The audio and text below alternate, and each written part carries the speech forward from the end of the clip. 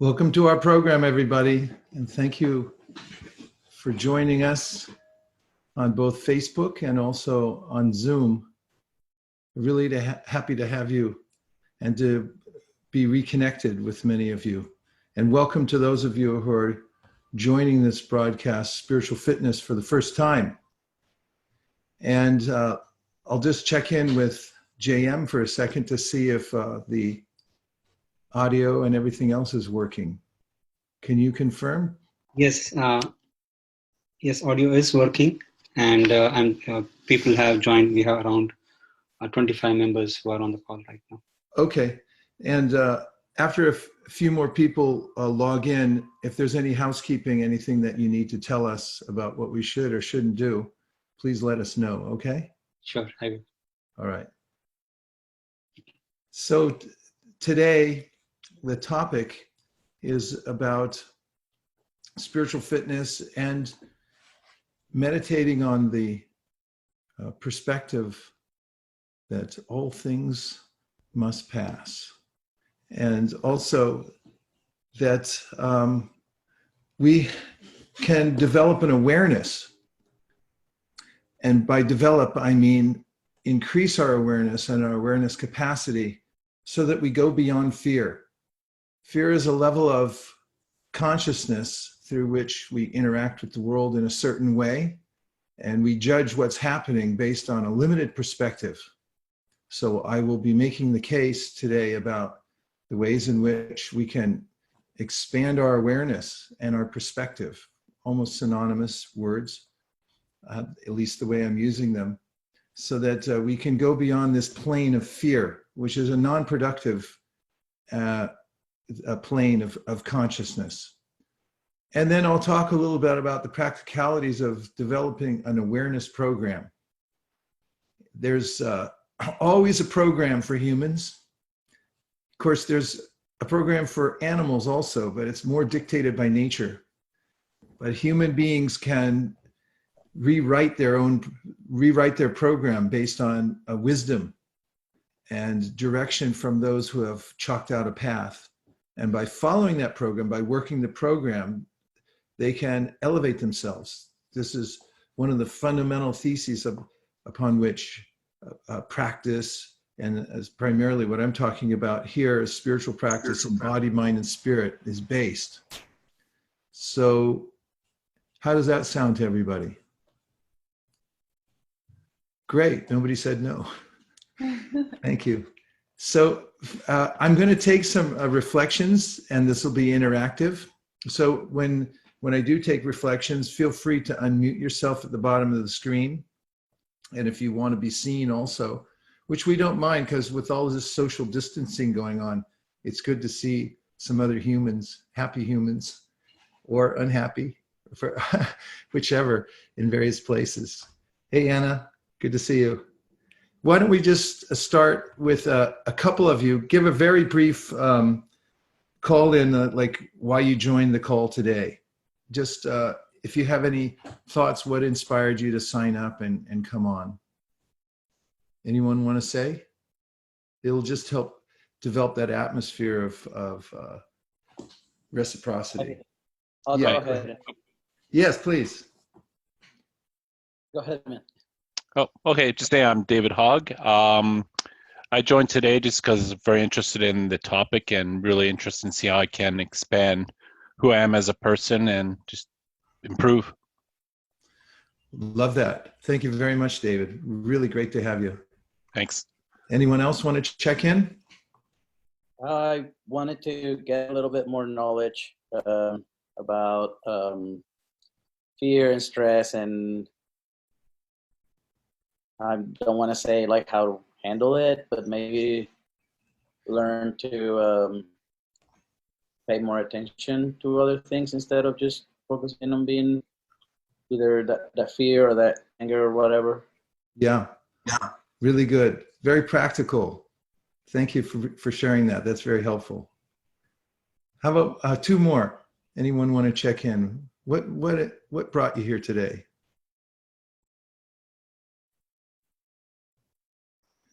Go ahead, overcome the fear factor and just jump in. Hey, Vaisesika. Hey, Manu. It's Sarah. Oh, Nice hi, to Sarah. see you. Great to Hey. see you. Yeah. Yeah, fear is just like one of the biggest lessons personally of my life. Just it seems to get in the way of like almost everything that I'm trying to attain at like a higher level or a deeper level. It usually is in the recipe, if not for the whole reason of fear, it's fear related, or at least it's one of the reasons, or blocks and barriers. Yeah, very nice. Very helpful. And I'm sure it's something we can all relate to. Great, thank you. And I think, Anna, were you just about to jump in? And Simone also. Go ahead, Simone. So I think in the current, in the light of everything that is happening worldwide right now, it is good to just check yourself also on, how you feel and how fearful it can make you feel. And I think it's just very sneaky. Fear is sneaky. It's when it's in places we sometimes don't think to say that. Sometimes it's covered up by other emotions. So just was curious to hear your thoughts. I love it. Yeah, and through dialectic and, talking about it, there's a way in which we can sort of reverse engineer where it's coming from and discover where those sneaky spots are that it's coming in. And that really helps us develop an awareness. One of the aspects of the spiritual approach is understanding that our basic consciousness is full of light. And when we bring that light out, it tends to dissipate the shadows very naturally. And fear is like a shadow, actually. One more, Anna, I think you were going to jump in, and then I'll start with a few of the agenda items. Are you there? Okay. I'm in a research. Yeah, there you are. Okay, go ahead. Hi. Yes. Hi. I'm excited to be here with everyone today to connect, to stay open and vulnerable. So, thank you. Open and vulnerable. Very good. Yes. This is one of the main suggestions given in the wisdom literatures. For instance, Bhagavad Gita says it starts with a list of 20 items that open one to knowledge and the secrets of the world. And the first two on the list are humility and pridelessness. And vulnerability falls somewhere in those categories. Just being open to the fact that I don't know. And it's okay to deal with the world as a mystery and not charge at it and say, I'm going to take out all the secrets with a crowbar. If we're more open and admit that we're a little helpless, that can really aid us on our path through life. When I think that I'm supposed to figure everything out and that I should know everything, it's a little daunting. And sometimes with the scientific approach, which is very much necessary in practical aspects of life, sometimes it doesn't apply necessarily to our overall approach to the world. Sometimes the point of being vulnerable and open and humble and embracing our helplessness is a way that ushers in a lot of, paradoxically, a lot of help comes in when we admit that we're helpless. So thank you very, very much for sharing, all of you.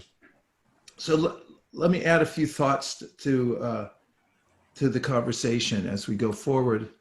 And the first item that I listed in dealing with fearlessness through awareness is developing a perspective that all things must pass.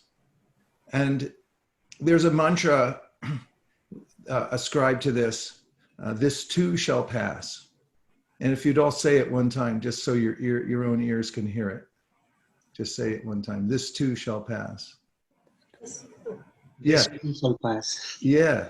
This too shall pass. There's a fable that comes with this that is well known, and it's told in many different ways, as many fables are, about a king who wanted to test his head minister. In fact, he wanted to give his minister a cause to be a little bit humble. So he gave him a task. He said, there is a ring, and it is a ring that upon seeing it, a happy person will become sad and a sad person will become happy. And I want you to go out and find that ring, and you have 6 months. You have to bring it back on the national holiday, which is 6 months from now, and present it to me. So the minister, very eager to please the king, went out. And for 6 months, he searched all throughout the kingdom, asking everyone, is there any knowledge that you have in your family of such a ring? And of course, the king was thinking, this is a ridiculous task. He'll never find it. He just wanted the minister, to come back and admit that he couldn't find it. And this seemed to be the case on the last day. The minister decided to take a walk, and very pensively, in a mood of sadness that he had failed in his mission, was walking through the bazaar. And it was early in the morning, so the shopkeepers were just putting out their wares. And he saw a venerable old man who was putting out an ornate but worn carpet, and he was setting upon it many of his wares for sale, like jewelry, and he had rings. So in a last act of desperation, the minister approached the man and said, have you ever heard of a ring upon which seeing a happy person becomes sad and a sad person becomes happy? And the merchant said, why, of course, I have it here, and I will present it to you now. So he picked out from the stack a worn old golden ring, and then he inscribed it and handed it over to the minister. The minister, who had been morose, looked at it and he smiled. He put it in his pocket and he headed back to meet the king. And in a mood of being triumphant and completing his mission, he went before the king, who was surrounded by his other courtesans. And the king said, so, did you find it? And he replied, did the minister? Yes, I found it, much to the surprise of the king. And he handed it over to the king. And the king, who was smiling, then became sad, and his countenance changed. And the shopkeeper had inscribed on the inside of the ring that this too shall pass. And the king, in his mind, then thought, all my power, all my wealth, everything I have now, it's only here for a few days and it'll be gone. And his joy in being the head person and having everything at his beck and call would only be there for a short time and disappear.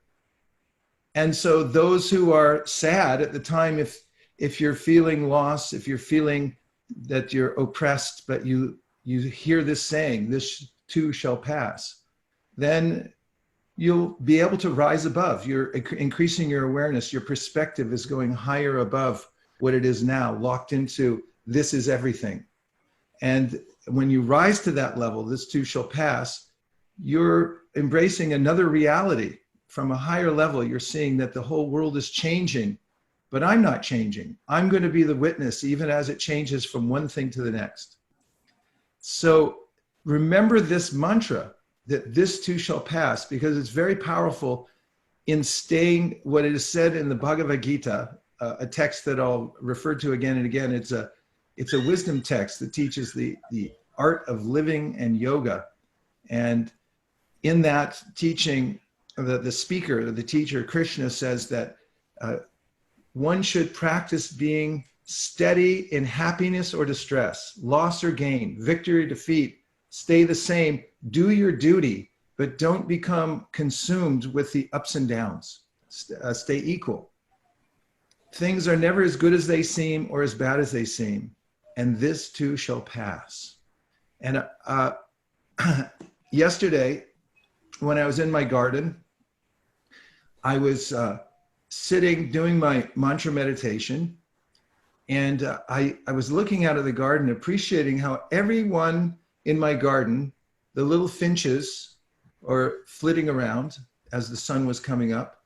The earthworms were going across the garden path, and everyone was moving about unconcerned with the stock market, with the coronavirus. And I saw the earthworm, and I was mentally having a conversation with him. And it's like, hey, have you heard the news? The world's in a tailspin. And the earthworm was like, nah, I haven't heard about that. I'm going from this side of the path to the other side of the path because I smell some really good dirt. And I thought, he has no real concern about the goings on in the world. And for a moment, I thought, well, let me have earthworm consciousness. Let me think the way an earthworm thinks. And suddenly, grounded to the moving creatures in my garden, I felt like, oh, there's no real problem of the way the world's going. It's only my way that I think it has to go. When I develop an idea that the world has to move in a certain way, and that is my way, and then it moves the opposite way, that's what I call trouble. And when it moves really fast in the way, it's always moving in an opposite way, and I'm fighting against it. But when it moves really fast against the way I thought it should go, that's what I call a disaster. But what is a disaster to an earthworm? So I looked up also when thinking about this idea of the changing natures and perspective, and thinking about my friend, the earthworm, that the lifespan of different creatures, because this helps with perspective, is remembering what is the beginning and the end of our field of activity in this world, to think in a higher perspective. And oftentimes I can forget that I have a beginning and an end for this body in this world. And when I start to assume that I should stay forever in every situation I'm in, including in this earthly body I have, then there's some sense that the world's moving against me. For instance, I'm getting old. So why is that happening?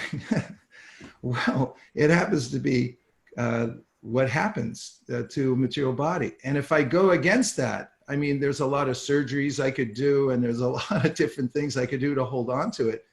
But it's going to go. It's going to go in that direction. So if I hold back and I don't accept it, not to say, not to try to stay healthy and all these kind of things, but understand that there is a beginning and an end, and be accepting of it. So here's a few notes about how long different living entities live in this world, just for perspective. So there is, let's say the rabbit lives for 10 years. If you had a 10-year scope and you said, I'm living for 10 years, what would you think? And how about a guinea pig? 4 years.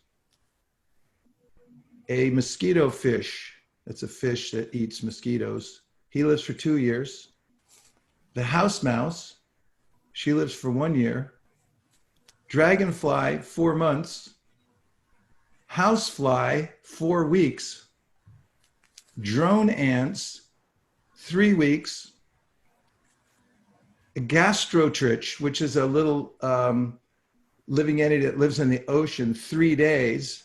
And how about our friend the mayfly? From the time it comes out of gestation and jumps out of its little sac, it lives for 24 hours a day. It comes from a category of living entities that are called ephemerotera. And that comes from the word ephemeros, which is Greek for lasting 1 day. So if you think about it, there are living entities, and I've seen these in India. I'm usually in India in October, and there's these little tiny little bugs. They're called Diwali germs, and they're born in the afternoon. They get really excited about their whole society and, you know, the opportunity of mating and everything else by the late afternoon. By the evening, they're just going crazy, and in the morning they're all dead. Their life cycle is about as long as a mayfly, about 24 hours a day. So what do they see, and how do they view the world? So I'm saying that I may have a perspective that I'm going to live forever. It's not realistic. But if I understand the ephemeral nature of the body and the cycle that I'm in, it gives me a perspective that I'm moving through here. And when I become accepting of that fact, and I also see that all things will pass, and I'm able to let them pass, this sense of fear is no longer tangible, and it doesn't grip me because I'm accepting. So understanding that there is a flow of time, it's moving, and seeing it for what it is, observing it, but not grabbing onto it and trying to yank it back. This is one of the ways in which we can overcome fear. And this is what is called the way it is. This is how it is. So it means embracing reality, seeing things for what they are. And there's a saying in one of the ancient wisdom texts called the Srimad Bhagavatam that says that the purpose of the book is distinguishing reality from illusion for the welfare of all. And so embracing that reality and seeing actually what is our essential nature, which is I'm going to talk a little bit about more in detail next, is a way to overcome the inevitable fear due to irrational thinking that comes in this along with this body. So I'll just take a couple reflections or a question to amplify this particular topic. Go ahead, Sarah. I can tell you're ready to go. Oh, I thought you were. Okay. If you have a reflection or if you have a question about something that had a jagged edge on it that I just mentioned, just let me know. I have a question. So yes, you talk about sort of rationalizing, things will pass. And for me, it's always that sort of analytical part of my mind that understands that, but the emotional side doesn't always quite get there. How do you kind of force yourself to actually buy into it, I guess? Yeah, that's a very good point. In the Bhagavad Gita, there's a description of a hierarchy that we're always working with within our own selves, and it's described by many psychologists in different ways. But this is how the Gita, which is a nickname for the Bhagavad Gita, describes it. Lowest of all are the senses, and the senses interact with the world sort of spontaneously. When the senses see something that's an object of their enjoyment, they just grab it. They don't think about it. And above the senses is the mind. The mind is described as a clearinghouse for all the sense impulses. They're all in there. And then above the mind is the intelligence. And the intelligence has what's called, or can be developed, is called in Sanskrit vivek, or discrimination, the power to discriminate. So the mind accepts or rejects based on its conditioning. And people accept certain things or reject other things based on how they've conditioned their mind. What's one person's food is another person's poison, right? Mm-hmm. So then the intelligence can be developed, and this is called DSI, or deliberate spiritual intelligence. When the intelligence becomes discriminating and thinking about, if I delay gratification, what is the reward? I mean, that's something that the mind and the senses don't do, but the intelligence does. And it can be developed. And above the intellect, or the buddhi, the intelligence is the atma, or the actual conscious self. So it's sitting above all those, but it's taking its information through these other entities. So in one sense, it's important to develop vivek, or discrimination, by doing what we're doing now. When we have these kinds of discussions, we start to look at the world in a different way, rather than just being swept away by the current news cycle where everyone has a similar mantra. And as I said in one of my videos recently, if somebody's profiting off the information they're giving you, be careful. Their perspective may not be completely helpful. And so take yourself out of it and think philosophically. This kind of discrimination can actually help you to deal with the situation. At the same time, as you mentioned, there's a kind of a visceral or emotional response that seems to be different from the vivek or the buddhi, right? And that I'll talk about in the third section here, is to have an awareness program and work it every day. So nothing succeeds like having one's own direct realization. And this is called chit samadhi in Sanskrit. So chit means an awareness of our actual spiritual nature beyond the body. That there's this description in all the wisdom literatures, like the Yoga Sutras and elsewhere, that the body is a yantra, it's a machine. And we're riding in the machine. So there's a difference between me and the machine. And I can understand that intellectually, but still the emotional part, checks in. And it starts spinning out of control for various reasons we've talked about in other seminars. For instance, I interpret it in a certain way, and then my body, hearing my mind's interpretation of what's happening to me, then reacts. It starts to perspire and the heart beats faster. And then that sends back to the mind, and the mind says, it must be true, because look at what my body's doing, right? So there's this loop that we get caught in. And the intellect can only do so much. But if we have a spiritual practice, and this is part of the spiritual fitness program that we talk about, that where we can have what's called chit samadhi, we can have even one moment of absorption beyond the flow of time, where we're experiencing that I'm actually the witness of all that's going on.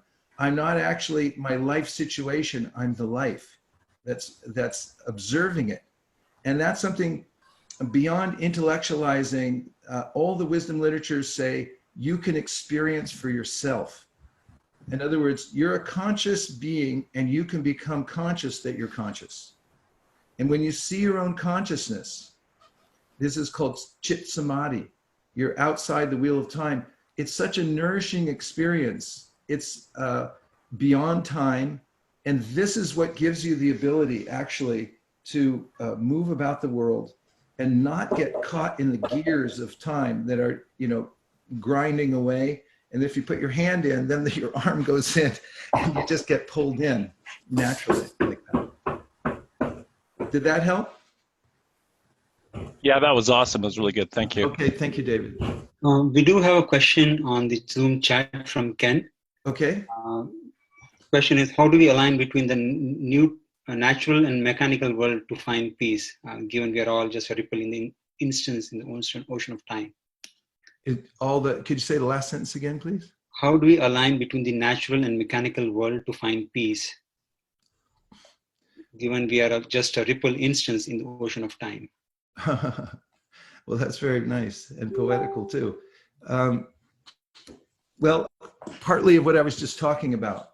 It's a matter of developing a perspective, which is what we're doing here, and that any rational human being can do, and which we do all the time. For instance, if you're driving down the freeway and someone hits your new car, how do you feel?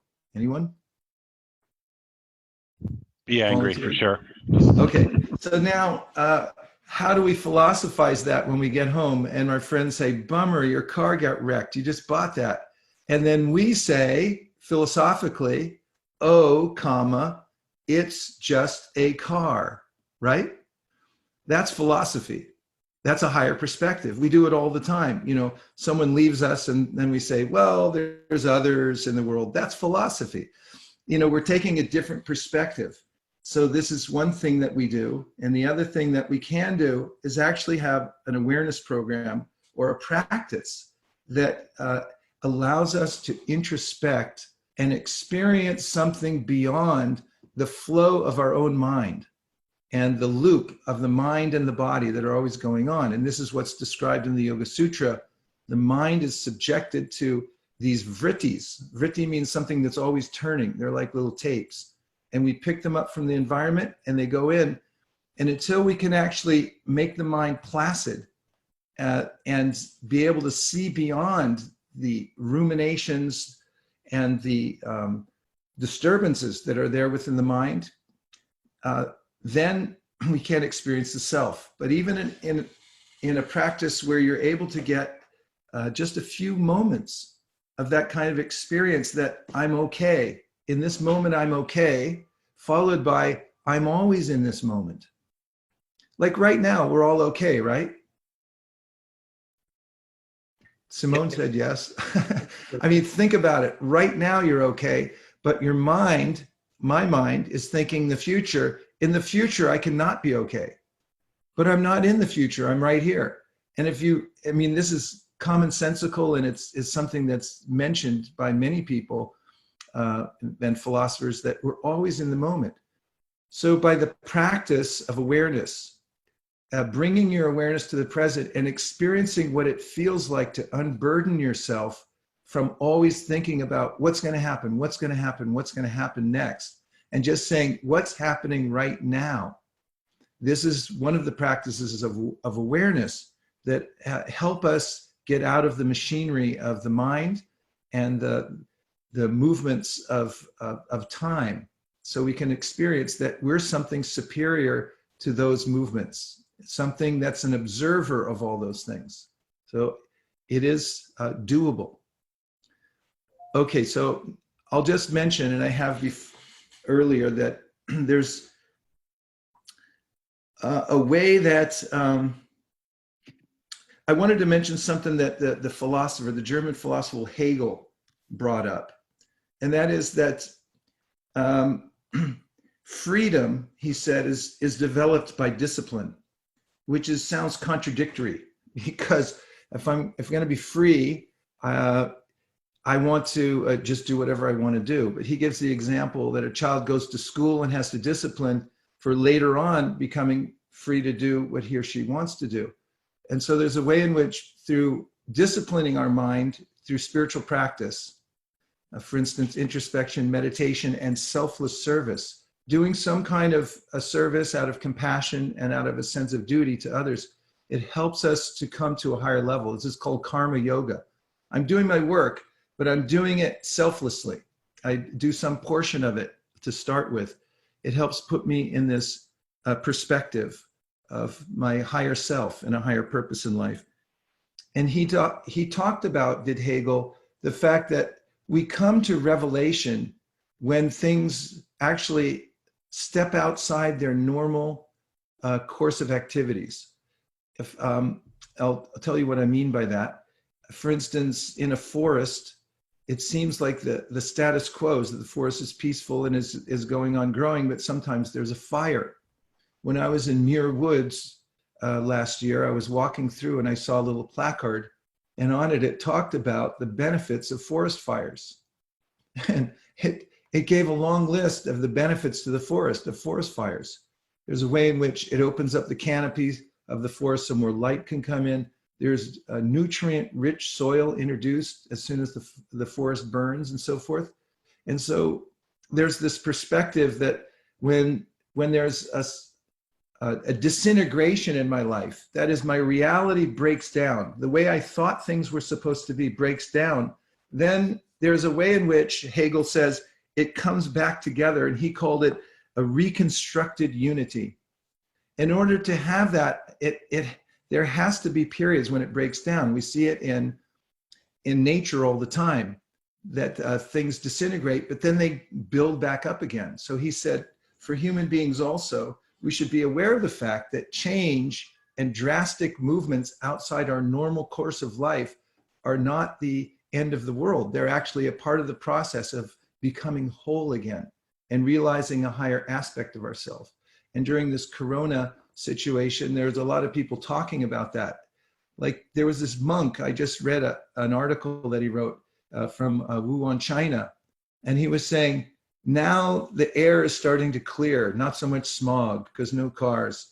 People are becoming a little bit more aware of their families. Otherwise they were running out the door, going to work every day. I'm not belittling the suffering and whatever there is going on due to the epidemic, nor was this monk, but he was saying, just see, out of the chaos and out of the disaster comes a different perspective. And this is one of the ways in which Krishna in the Bhagavad Gita is talking about see how things are always changing, and rather than using the mantra, why me? Why is this happening to me? Why am I being victimized? Take another mantra, which is, what is the lesson? What is the lesson? And keep saying it, what is the lesson? It's very hard to do because the mind is trained to be a victim and say, why me? I shouldn't be suffering like this. My reality should be just the way I wanted it to be.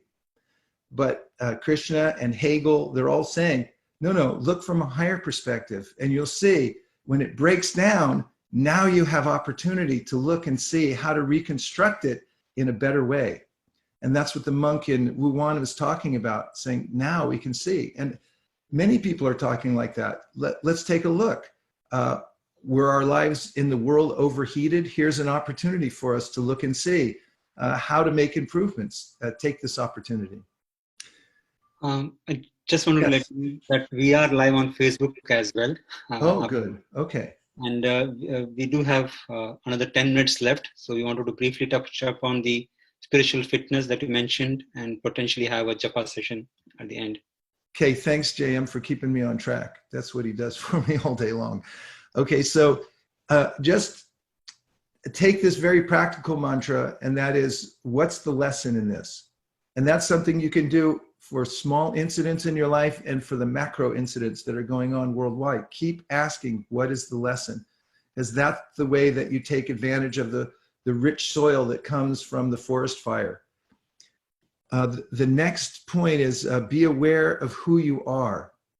And it's all aiming towards this in the Bhagavad Gita. See that you're the life and not your life situation. You're observing your life, but you're not the life situation itself. That's always going to change, but you're going to remain the same as the observer of your life situation. That's always the home button, the safe place that you can come back to.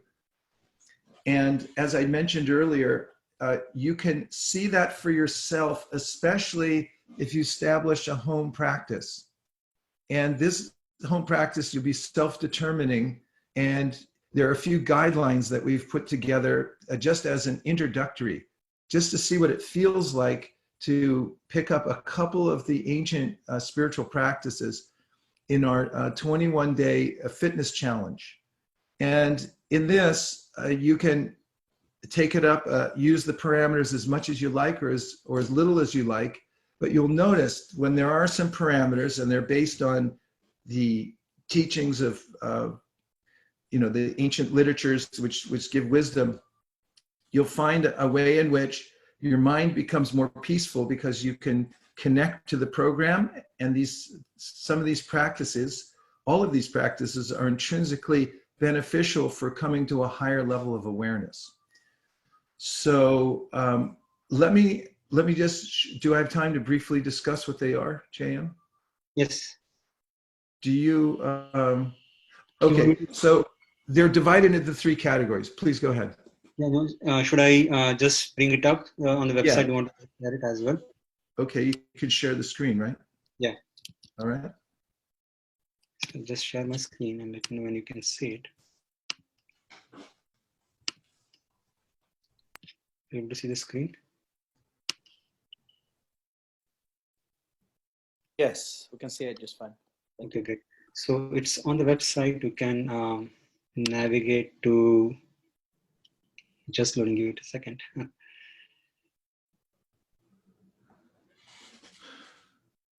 Hopefully you'll navigate away from the picture as quickly as possible.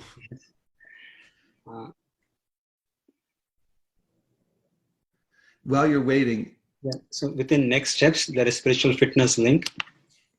And if you navigate there, then that section that you described is contained. Okay, so the spiritual fitness 21-day challenge has 3 aspects: body, mind, and spirit. So that can be accessed from here. Oh, okay, good.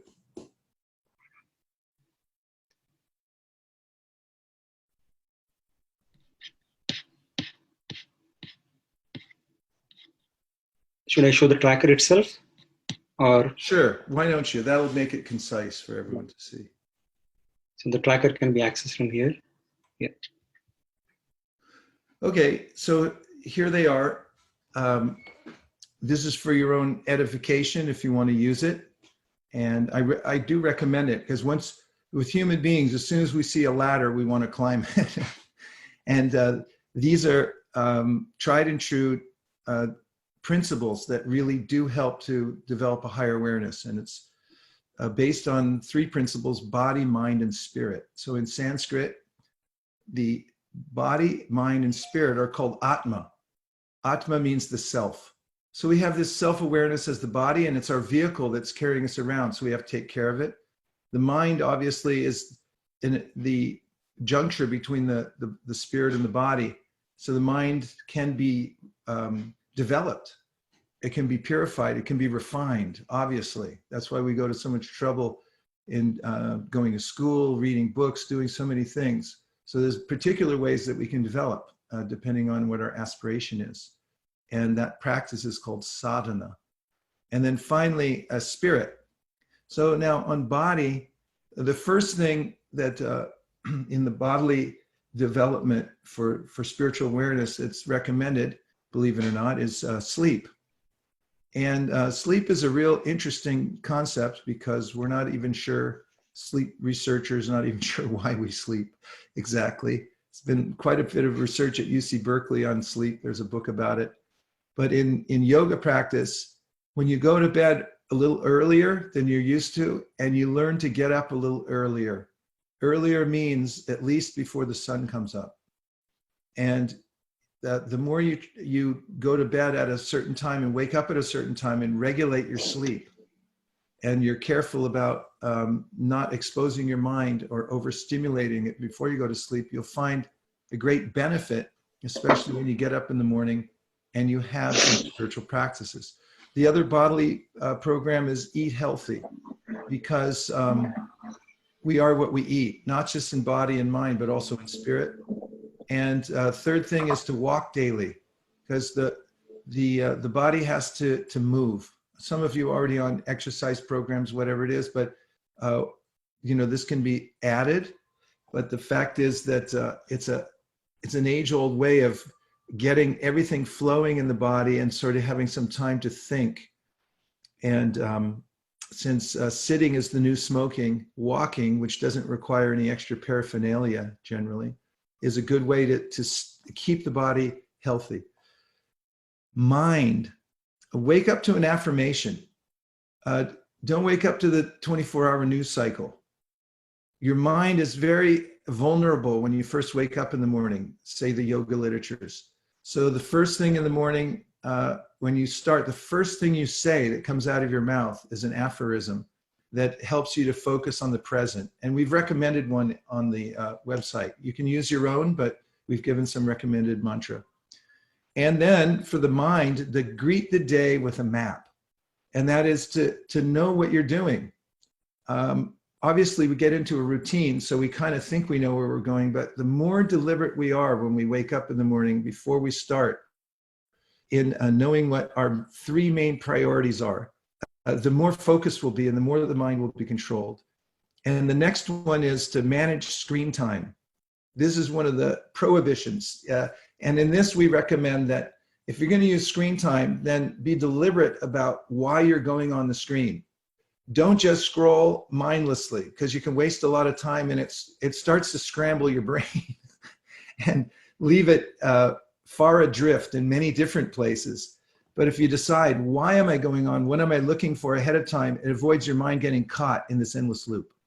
And finally, for the spirit section in the 21-day challenge, I do mantra meditation. The mantra meditation, mantra is very, very powerful in uplifting the mind and giving us a perspective of our higher self. Well, in this kind of meditation, you say the mantra out loud so you can hear it, and you listen to the sound, and you keep bringing your mind back to the sound vibration. Next, I mentioned a moment ago, is selfless service. Do some service in which you're not expecting any remuneration. And you'll notice right away, it's miraculous that you just naturally feel happy. You start to feel free. It's counterintuitive because oftentimes the mind thinks like, I have to get something for this. I have to at least get some recognition. So don't take any. Do something every day for selfless service without recognition and see how you feel.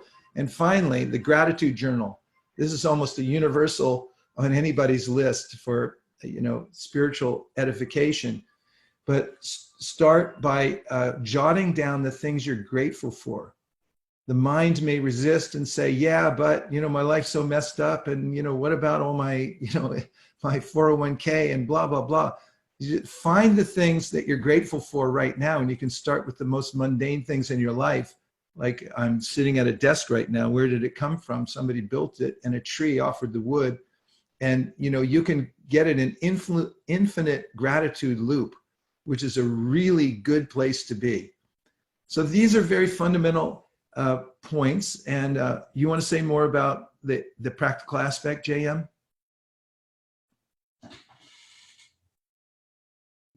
Sure. Yeah. So the tracker itself is available on the website that can be downloaded and printed, and it can be followed. We are planning to review this on a weekly basis. Our next program is next Friday. So where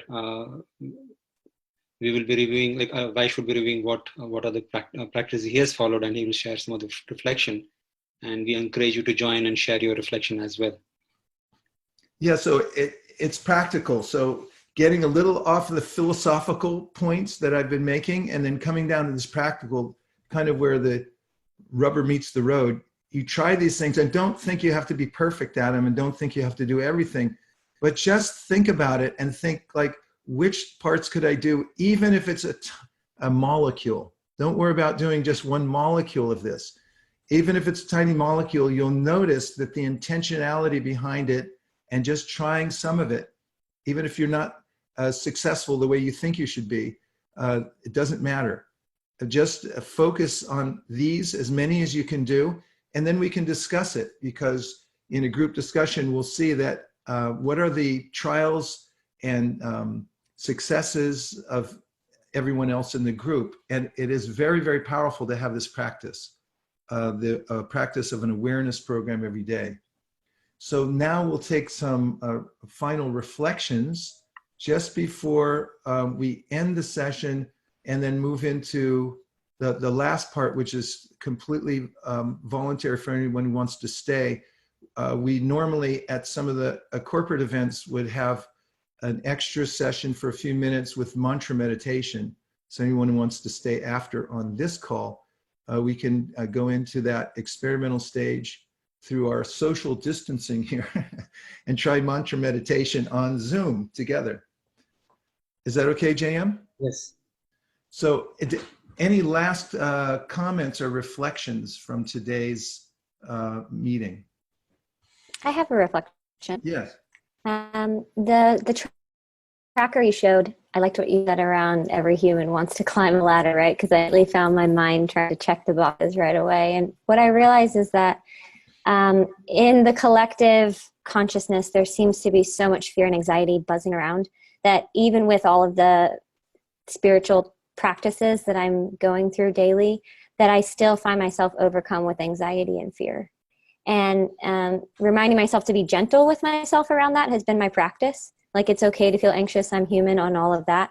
But I wonder if you have any other advice for someone who is trying to live in a healthy state and live in a responsible way, yet also continue to live life.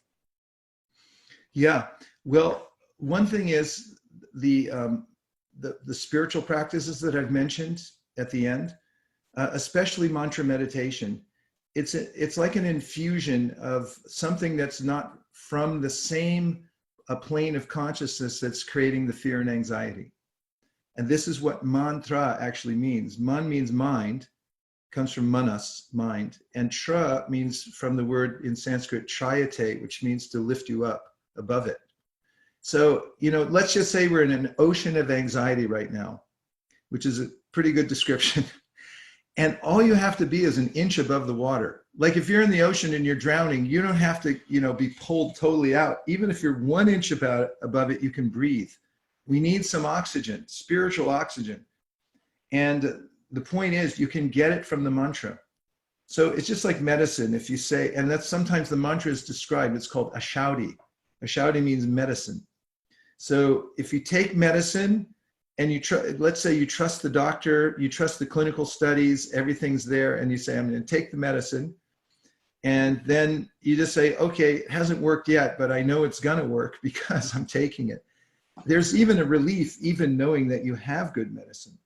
Even before it actually, viscerally affects you, you start to think, yeah, I've got something. It relieves that anxiety, like I'm doing something about it. And so if you practice mantra every day, and what we recommend in the 21-day fitness challenge is that do it consistently. Don't give up because the first few days, it didn't relieve your anxiety or something like that, but just trust the medicine and do it regularly. And the practice is, again, to repeat the mantra, listen to it, and let the medicine act on its own. And the practice is called Sankhya Purvaka, which means numerical strength. Count the number of mantras that you do every day. And I'll show you in the second session, we'll start here at about 1 minute, how to do that. Keep a record of them and be consistent over time. And that's some place where you can tie the horse of your mind, to the proverbial pole, so it doesn't just run off again. It's like, good horse, stay here. Let's, wait right here. You're going to be okay. And that's what the mantra is. It gives you a place to tie the mind and calm it down and then actually rise above it. Is that right? Okay.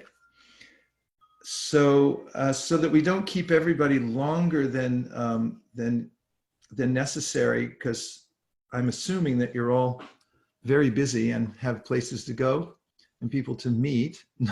Sarah's going, no. Okay. Well, in that case, if there's one more comment, just after the next one, I'll start the session on mantra meditation, and that we can try together. Anybody else have one last comment or reflection on today's topics? I just want to say that just being here is very relaxing, and you can see where the benefits of just doing it daily can accumulate. Yes, good. Yeah, and I feel the same way. The fact that we're together and that we have an opportunity to discuss ways in which to develop our perspective, and that there are spiritual medicines that you can take to elevate yourself that are very practical. It gives hope. Otherwise, there's on the material plane, there's an endless loop. No matter what solution you have to a material problem, a material solution to a material problem, it doesn't quite get it. It doesn't solve it altogether. In fact, there's a saint named Prahlad. He was 5 years old, and he has all these amazing teachings that he gives in this ancient literature called the Srimad Bhagavatam. And then there he says, generally, as far as material solutions go, they usually make things worse due to the law of unintended consequences and other things. Certain kinds of ways we try to fix one problem and then we create, 3 more because of that. And that's why it's important to take time in your life every day to create a sacred space. And part of it is what we're doing right now. It's called satsang. It's to talk about reality at a higher level. It will stick with you. You'll see throughout today, you'll have a different perspective just because we met and we talked about it. And I will too. And we'll feel the strength in being together and discussing it together. And that's the way to move above that ocean I was talking about. Thank you very much. That was great having you. So now we're going to try, of course, Manu is here. She's the head of the Japa retreat that happens regularly at her corporation downtown San Francisco. Do you want to say a couple of words, Manu, about the ways in which you've conducted the mantra meditation workshops at your company?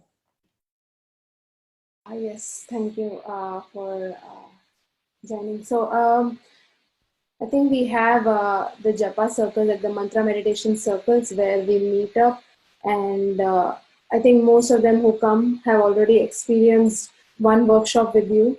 So they get a set of beads, and then using those beads, we do the mantra meditation, and the mantra that we use is a 16-word, 32-syllable mantra, which I think Vaisesika will introduce today as well. So we do as a group in a circle, and I feel like most of us benefit gathering up once in 2 weeks, and also having like a separate space where we can catch up with each other. And also, I think once this is like an introduction, and then everyone also can have a home practice. That's a big deal. Yeah. And let me ask you, do the participants in your group, do they like it? Yes, I think there are a few of them who are here. So Sarah's going like this. Okay, great. All right. So mantra meditation. I'll just, this is extra session now. So those of you who have to go and do work or anything else, feel free. I won't feel bad about it. Japa. Japa is a kind of self practice that you can transport anywhere. And interestingly, the ancient yoga scriptures like the Padma Purana, which is a really famous one from thousands of years ago, says that yoga and developing awareness begins with the tongue. The tongue is the gateway to all the other senses. In fact, it's mentioned there that if you can control the tongue, you can control all the other senses. It's like the gateway sense. And so one of the ways in which to control the tongue is by using it to make the sound of the mantra. And the mantra is the point of meditation or the object of meditation. So JM, is there a way to project the mantra onto the screen? You want to put it up there and share or something like that? Sure. Just give me a second. I'll bring it up soon. Okay. So when we do mantra or japa, mantra japa or mantra meditation, we generally use some counting method. So there's different ways you can do it. I'll show you a modern means. Here I just happen to have in my pocket because I always carry it with me. Can you see this? I can't see myself now, so I'm not sure if it's showing. Here. This is we can see it. Yes, thank you. Made in China, and it is a little counter. It's a digital counter. It goes into the thousands, actually. It has a little button on it, and every time I chant a mantra, I will push the button, and then I can count it. So for instance, if I go for a walk somewhere, I bring it with me on my finger, and as I'm walking along, I do my mantras, and then I count them. And then there's another way. There are these beads. These are called japa beads, and these beads have 108. Mine have 108 on them. And then you would use your thumb and middle finger to grasp the beads, or one bead, and then you do one mantra per bead. And in this way, when you do your mantra meditation, you can grasp each bead, and when you do one mantra, then you move to the next. And then you're on number 2, number 3, number 4. So in my case, if I did one mantra per, and I'm not going to go this fast when I'm chanting, I hope. I'm going all the way to the other end, one at a time, and I come back to the head bead, and then I stop, and I turn around, and I go the other way. And now, if I've gone all the way around once, that is what's called one round, and that would be 108 mantras. So let's just say that I was doing a home practice, and I wanted to do maybe one round a day. So I do 108 mantras, which would probably take around 7 to 10 minutes, depending on how fast you go and say the mantra. That would be a big deal for a home practice. The third way is to use your hand. And my teacher many years ago showed me how to count on my hands in case I didn't have any other way to count. And it goes like this: 1, why don't you try this? Everyone hold up your hand. You can go, the thumb goes to the middle section of your ring finger, 1, to the bottom, 2, bottom of your small finger, 3, middle, 4, 5, 6, 7, 8, 9, 10. 1, 2, 3, 4, 5, 6, 7, 8, 9, 10. 1, 2, 3, 4, 5, 6, 7, 8, 9, 10. So there you have multiples of 10. You can do multiples of 10 and keep track in that way. So to reiterate, this is called Sankhya Purvaka. In Sanskrit, Sankhya means to count. Purvaka means that you get this strength from being consistent. So in your home practice, count how many mantras, make a goal and say, I'm going to do a certain number of mantras. So let's just say you're going to do 10 mantras a day without fail. Carve out the time. And here's the next phase that can be helpful. I talked about how sometimes I'm walking and I'm chanting, but for my primary practice at home, I sit.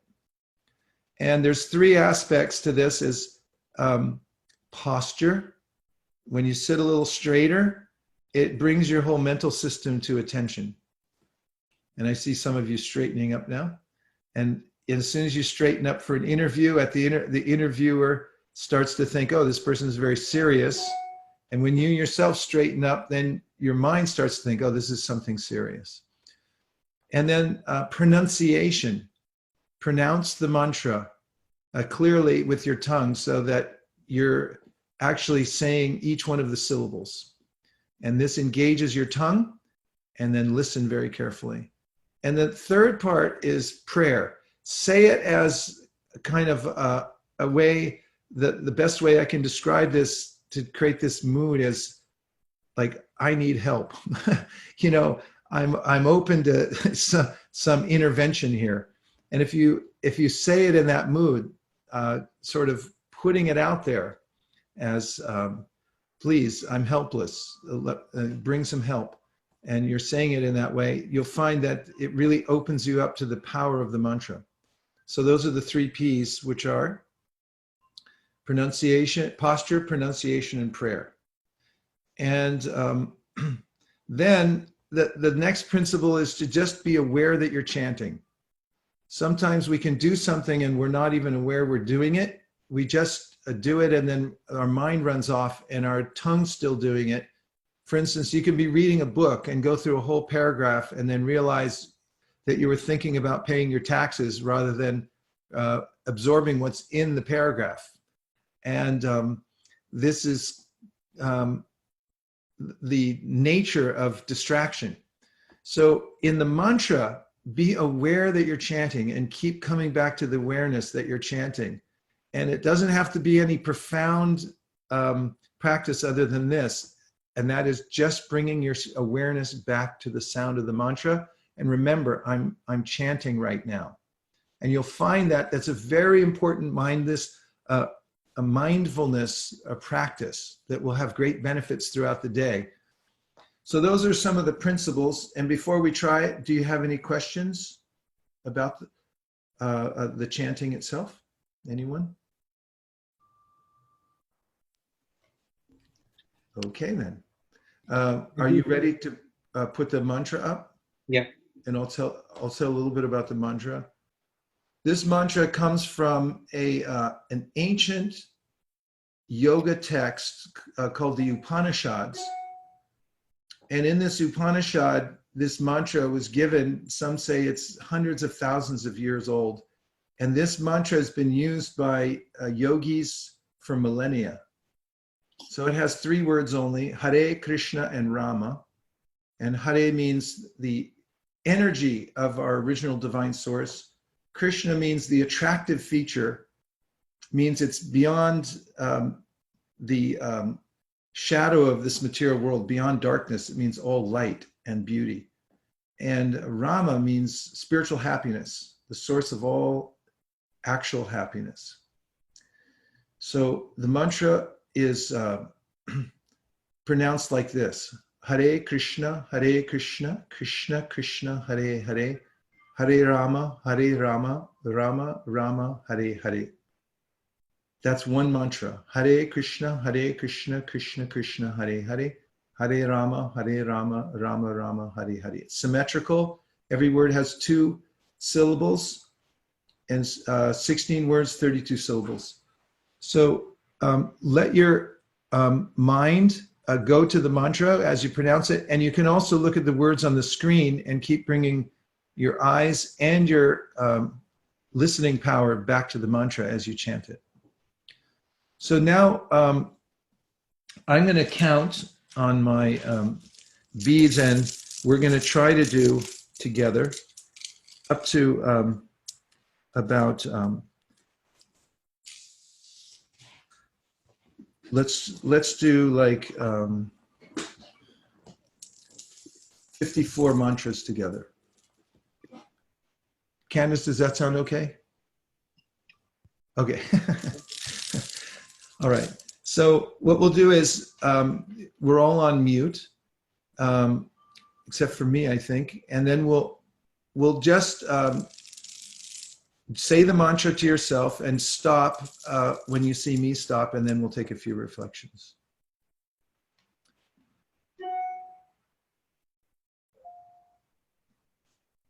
Hare Krishna, Krishna Krishna, Hare Hare, Hare Rama, Rama Rama, Hare Hare.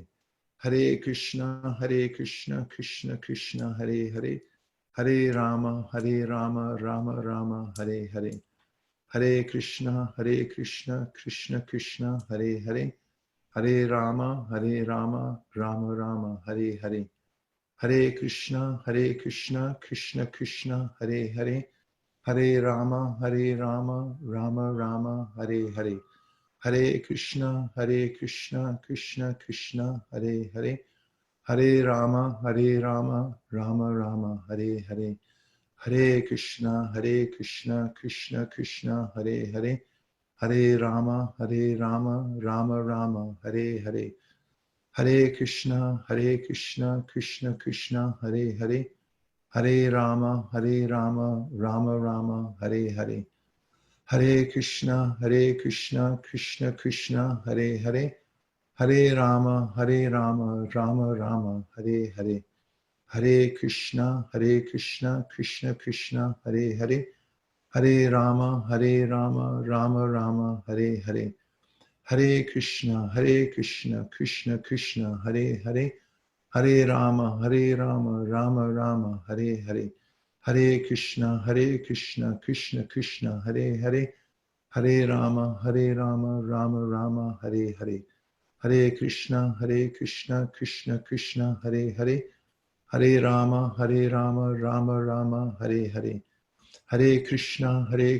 Krishna Krishna, Hare Hare, Hare Rama, Rama Rama, Hare Hare. Hare Krishna,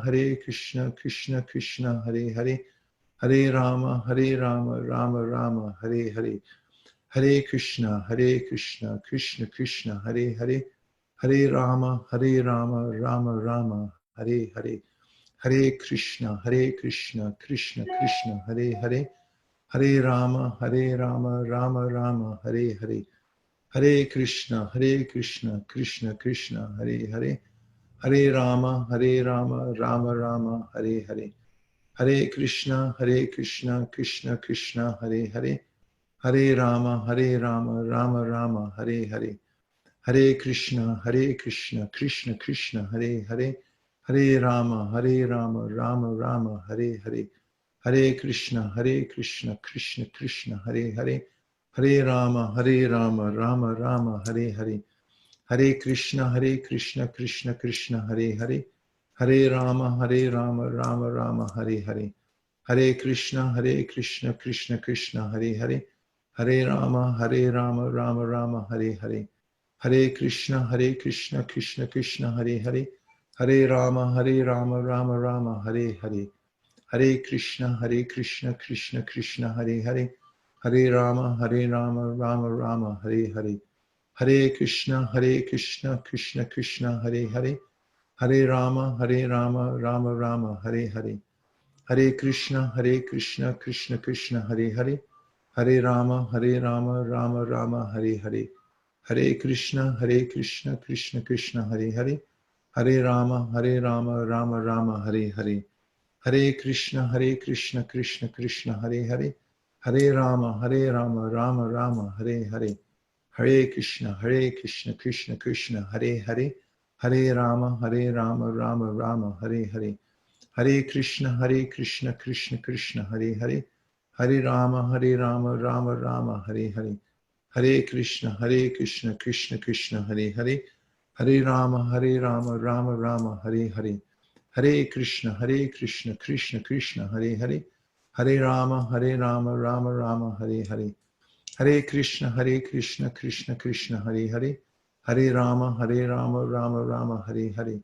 Hare Krishna, Krishna Krishna, Hare Hare, Hare Rama, Rama Rama, Hare Hare. Hare Krishna, Krishna Krishna, Hare Hare, Hare Rama, Rama Rama, Hare Hare. Hare Krishna, Krishna Krishna, Hare Hare, Hare Rama, Rama Rama, Hare Hare. Hare Krishna, Krishna Krishna, Hare Hare, Hare Rama, Rama Rama, Hare Hare. Hare Krishna, Krishna Krishna, Hare Hare, Hare Rama, Rama Rama, Hare Hare. Hare Krishna, Krishna Krishna, Hare Hare, Hare Rama, Rama Rama, Hare Hare.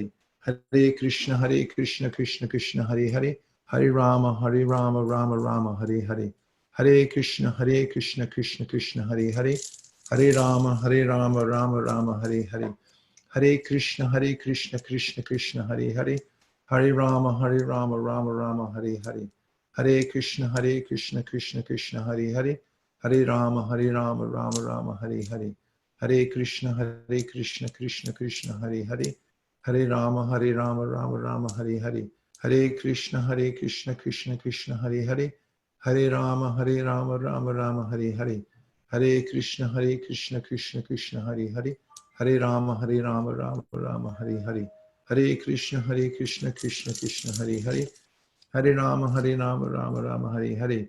Hare Krishna, Krishna Krishna, Hare Hare, Hare Rama, Rama Rama, Hare Hare. Hare Krishna, Krishna Krishna, Hare Hare, Hare Rama, Rama Rama, Hare Hare. Hare Krishna, Krishna Krishna, Hare Hare, Hare Rama, Rama Rama, Hare Hare. Hare Krishna, Krishna Krishna, Hare Hare, Hare Rama, Rama Rama, Hare Hare. Hare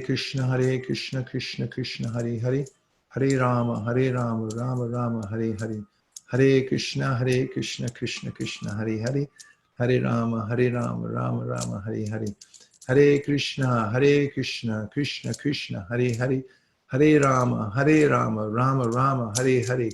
Hare Krishna, Krishna Krishna, Hare Hare, Hare Rama, Rama Rama, Hare Hare.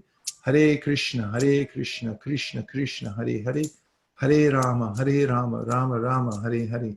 Hare Krishna, Krishna Krishna, Hare Hare, Hare Rama, Rama Rama, Hare Hare. Hare Krishna, Krishna Krishna, Hare Hare, Hare Rama, Rama Rama, Hare Hare. Hare Krishna, Krishna Krishna, Hare Hare, Hare Rama, Rama Rama, Hare Hare. Hare Krishna, Krishna Krishna, Hare Hare, Hare Rama, Rama Rama, Hare Hare. Hare Krishna, Krishna Krishna, Hare Hare, Hare Rama, Rama Rama, Hare Hare. Just sit for 30 seconds and feel that the vibration has gone into your mind, into your heart. And whatever goes into the ears ends up in the bay of your heart. And the vibration of the mantra will naturally do its work like medicine. Most medicine you either take intravenously or you take orally. But this you take through the ear. And then it goes into the heart. And from the heart, we develop our perspective, our emotions are formed, And there's a purification process that takes place from the mantra. This is the very strong proclamation of all the ancient yoga texts. And there's much written about it by yogis and bhakti practitioners throughout the ages who have described the effects of chanting.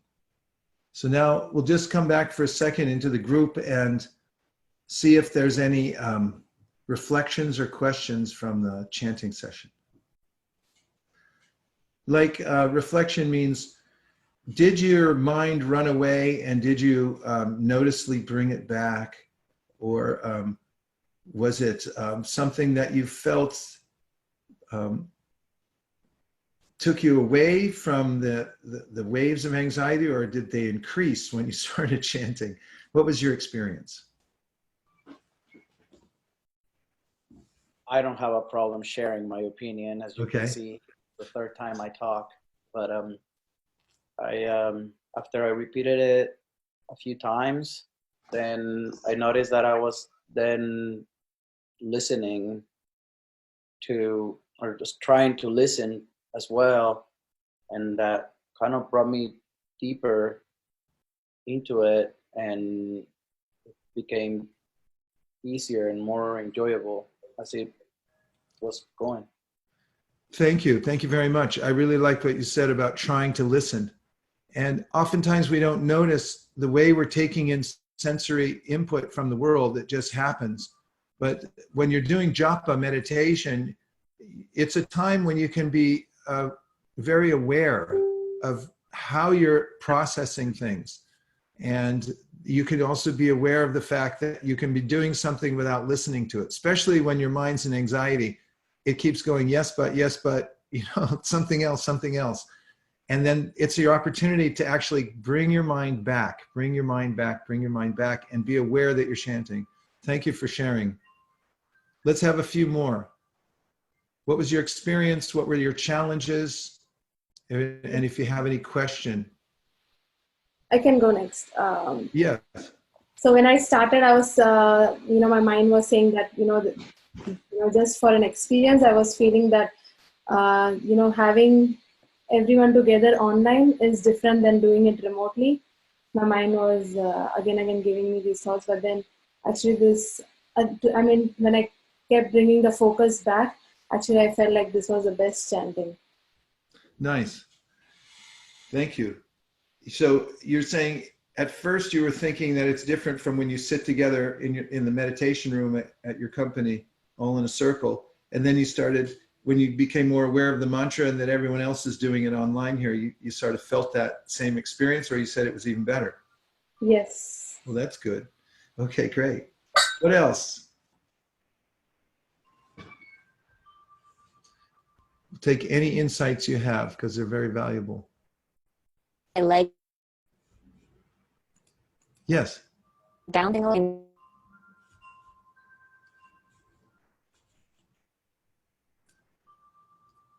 Whoever's speaking up, you were there and then it dropped off. Okay, well, we're sure. Yeah, go ahead. So when we started, it was good, and then I got into this anxiety mode. When is it going to get over, and will I be able to focus? And I have this tendency, like when I start something, I just want to quickly finish it, and the same thing kind of crept in. And then I stopped chanting and I just listened to you, like the earlier gentleman said, and that helped me to kind of stay focused for the next few minutes. Okay, good. Thank you for sharing that. That's really important information, because it's normal for the mind to take off and jump back into the ocean of anxiety. And part of the practice of meditation, the discipline, is then bringing it back out into the mantra. It's the place, it's a place above the ocean where you can actually take shelter, and you keep doing that and practicing and see how it feels. The latest video that I think I just released is about this, that there's the flow of time where the mind is thinking, when's this going to be over? How long is this going to be? We're aware of the fact that there's a beginning and an end. There is a point called absorption or samadhi, where you no longer become aware of the time factor. And this is where most of the spiritual advancement and realization takes place. And so even if you can get in that space for just one mantra a day, or every week you can have that experience, or even once a month you can have that experience, it will sustain you, because it's not the usual course of the mind. The usual course of the mind is to be swept away. Okay, let's hear a couple more, because these are good, really good. Go ahead and share if you chanted along and you had any experience at all, or have a question you want to ask. I'll speak up. I Okay. ended up getting very, my mouth ended up getting very tired partway through. So I ended up just kind of listening instead, you know, and just kind of listening to how the flow of it changed. It became more, less individual words and more like a song. Nice, nice. But,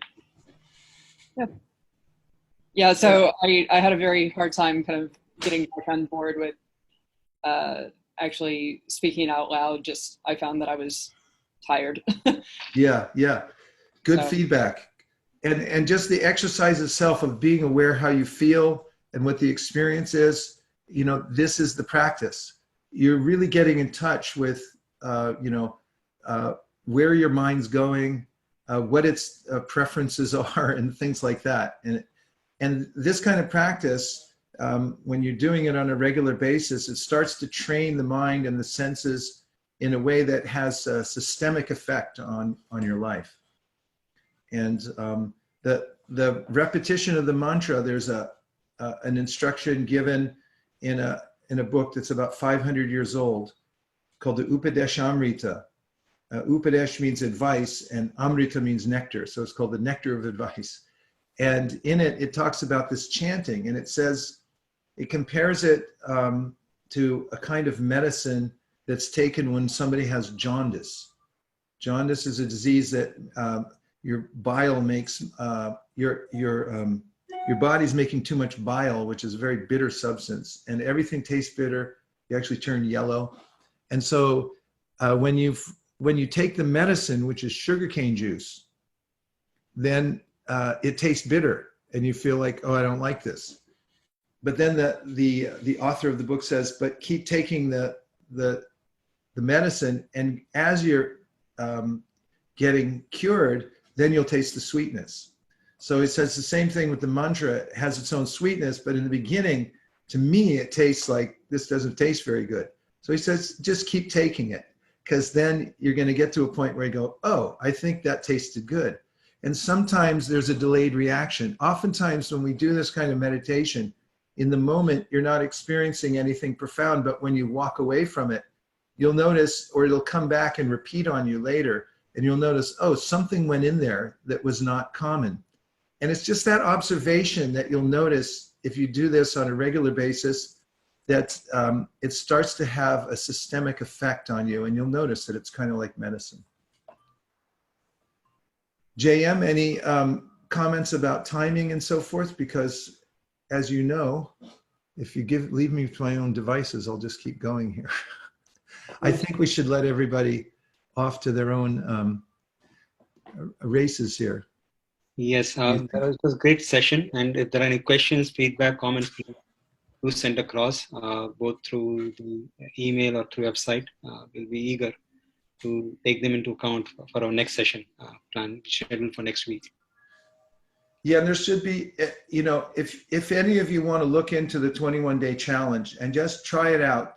And again, don't think there's any obligation. You don't have to fill in every blank, but if you become aware of it and see what you can do, then it'll be one of the topics that we bring up when we meet next time, and we'll be putting that out there when we get together. That can be a jumping off point. Well, thank you very much, everybody, for joining in. It's really nice to be together, and we'll be as much as I can from this little perch I have here. I'll be checking in and trying to keep us all together so we can keep this vibration going, and from the vibration, we can develop a little perspective, and also we can hopefully spread it to other people as well. I thank you very, very much for taking your valuable time. It was really, really an honor to be with you. Thank you. Okay, thank you. Always keep the transcendental vibration going, and remember, where attention goes, energy flows. Thank you. See you all soon. Yeah, bye.